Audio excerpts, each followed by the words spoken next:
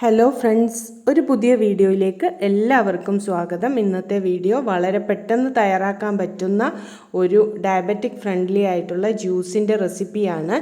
ഞാനൊരു കഷ്ണം വാഴപ്പിണ്ടി എടുത്തു വെച്ചിട്ടുണ്ട്. അതുപോലെ തന്നെ 3 നെല്ലിക്ക, 2 കഷ്ണം ഇഞ്ചി, ഒരു 8 കാന്താരിമുളകാണ് എടുത്തു വെച്ചിരിക്കുന്നത്.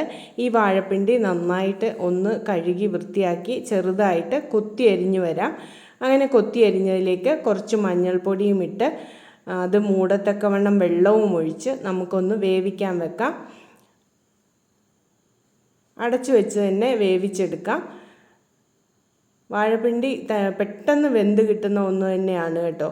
അപ്പോൾ ഞാനിത് അടച്ചു വെച്ച് വേവിക്കാൻ വെച്ചിട്ടുണ്ട്. ആ സമയത്ത് നെല്ലിക്കയും ഇഞ്ചിയും കാന്താരിയും കൂടെ നന്നായിട്ട് അടിച്ചെടുത്ത് അതൊന്ന് അരിച്ചെടുക്കണം.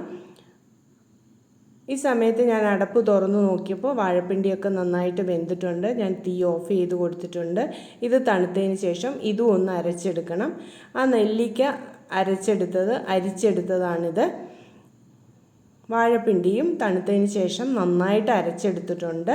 ഇതും നമുക്ക് ഒന്ന് അരിച്ചെടുക്കണം. അതിലേക്ക് ഞാൻ തിളപ്പിച്ചാറിയ 1 ഗ്ലാസ് വെള്ളവും കൂടെ ഒഴിച്ചു കൊടുക്കുന്നുണ്ട്.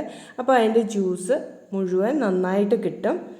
അങ്ങനെ അത് ഞാൻ അരിച്ചെടുക്കുന്നുണ്ട്. നന്നായിട്ട് അരിച്ചെടുത്തതിന് ശേഷം അതിലേക്ക് നമുക്ക് നെല്ലിക്ക അരച്ച് വെച്ച ആ ജ്യൂസും കൂടെ ചേർത്ത് കൊടുക്കണം.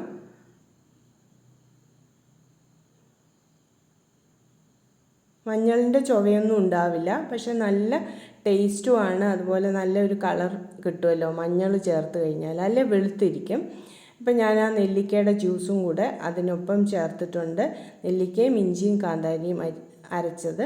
കുറച്ച് ഉപ്പിട്ട് കൊടുക്കുന്നുണ്ട്. ഉപ്പ് 1 സ്പൂൺ അളവിലിടാം. കാരണം ഇതിന് എരിവുള്ളത് കൊണ്ട് തന്നെ നല്ല ഉപ്പിൽ തന്നെ ഇരിക്കുന്നതാണ് നല്ലത്.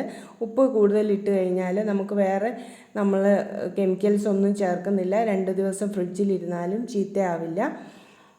ഇതിലേക്ക് നമ്മൾ 1 ഗ്ലാസ്സിൽ പകുതി ഗ്ലാസ് ഈ ഡ്രിങ്കും അതുപോലെ തന്നെ കുറച്ച് ഐസും ഇട്ട് കുറച്ച് വെള്ളവും, തണുത്ത വെള്ളവും അല്ലെങ്കിൽ വെള്ളവും ഒഴിച്ചിട്ട് നമുക്ക് കുടിക്കാവുന്നതാണ്. ഈ സമയത്ത് ഉപ്പ് പാകത്തിനില്ലെങ്കിൽ ലേശം കൂടി ഇടാം. പക്ഷേ ഇത് പാകത്തിന് തന്നെ ഉണ്ടായിരുന്നു. നല്ല ടേസ്റ്റി ആയിട്ടുള്ള ഡ്രിങ്കാണ്. നല്ല റിഫ്രഷ് ആവുകയും ചെയ്യും. അപ്പോൾ എല്ലാവരും ഇതുപോലെ ഒന്ന് ട്രൈ ചെയ്ത് നോക്കണം. വീഡിയോ ഇഷ്ടമായാൽ ലൈക്ക് ചെയ്യണം, ഷെയർ ചെയ്യണം, കമൻറ്റ് ചെയ്യണം. താങ്ക്